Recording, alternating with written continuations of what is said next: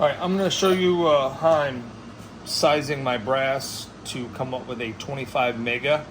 The reamer is still at JGS, being made probably another month and a half, 2 months or so, I would gather. So this is I don't know if you'll be able to see this on camera, but it's virgin 7mm brass. So 7mm mega brass, and I'm using an Eric Cortina die. These dies are really good. I've done about 500 pieces of brass between the Mega, the Max, and the SS. So right now I have a 295 in there, so that should bring you down to between the brass thickness and that. Actually, let me show you the brass thickness.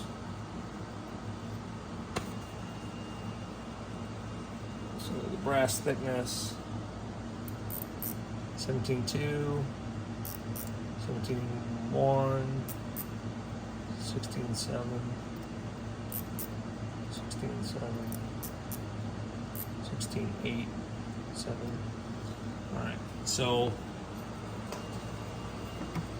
we have 0.295. I'll show you when we get done, and then we minus, say, 0.035 for the neck thickness. That gives you 260. So that's what we're gonna size down here. This is, factory is 309.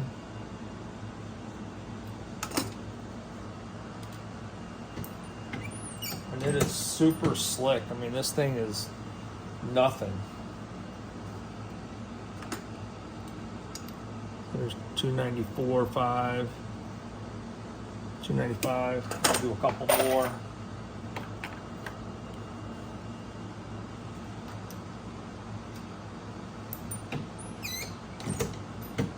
It's super slick, super smooth. 295. Do one more. I'll show you the let's check brass thickness neck on here. 17.3. 18, 17.5, 17.2, and then we'll check run out too. So run out looks about 2.5. No, it's way low.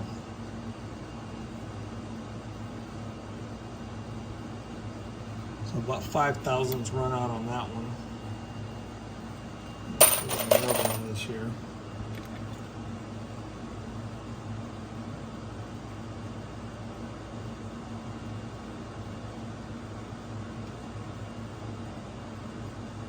So 4 thousandths run out. And about 4 thousandths run out.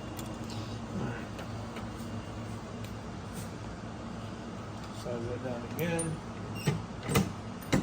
So it's super slick. You almost don't even know it's there. So now what I'm going to do is in between each of these step downs, I'm going to go anneal it.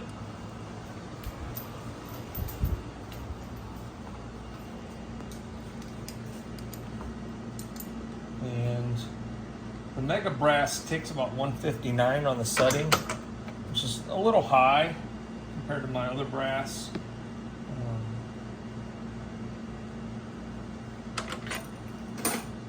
I got some of these sitting here. I don't want to grab a hot one.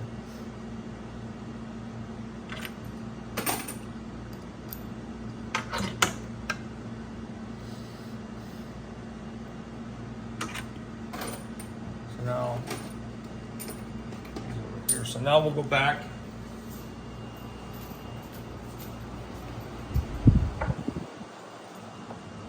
I'm going to switch bushings. I'm going to switch to a 284 bushing. You won't be able to read them. I can barely read it, even with it out. I wish they would realize that people have bad eyes, and it needs to be something like that. But anyway, I'm putting in a 284 bushing. I'm going to size these down again. This has been annealed in between each step. And it's just nice and easy. It's no problem at all.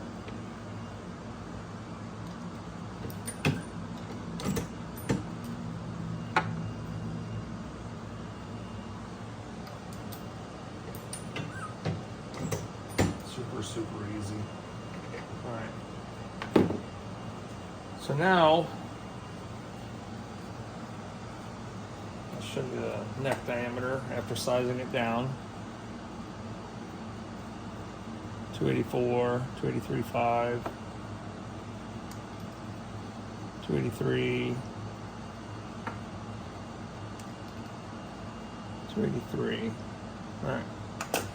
Let's see what the neck thickness is again. 17.5, 17.6, 18,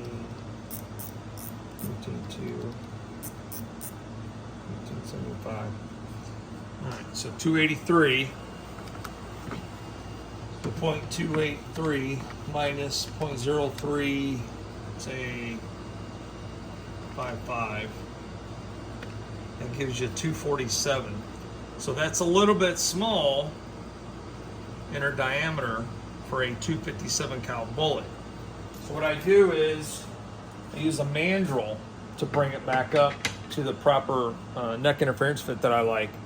I like to move quite a bit of brass when I do this, so I like to neck it down a little bit smaller.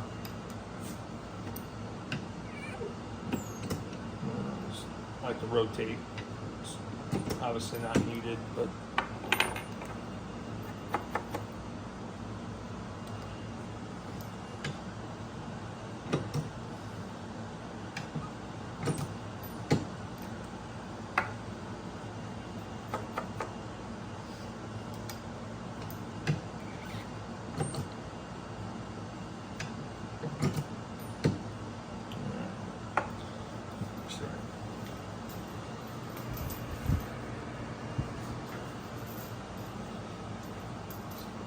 that's all wiped off.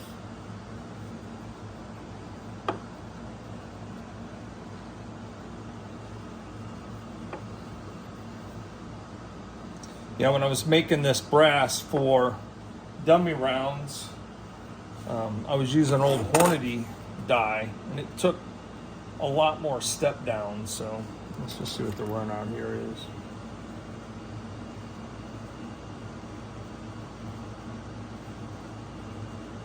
About 4.5 on that one.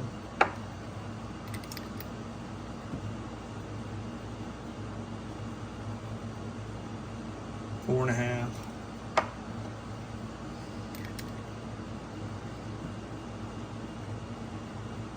4.5. All right. So 4.5 run out.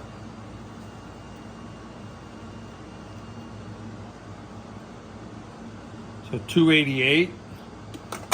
And we'll go ahead and minus the 0.0355. So 252.